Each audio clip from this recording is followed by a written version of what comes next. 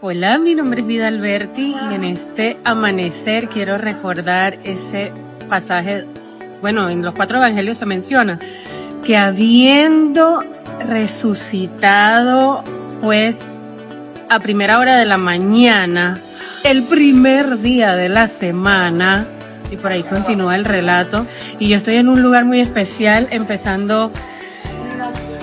Hola, buenos días.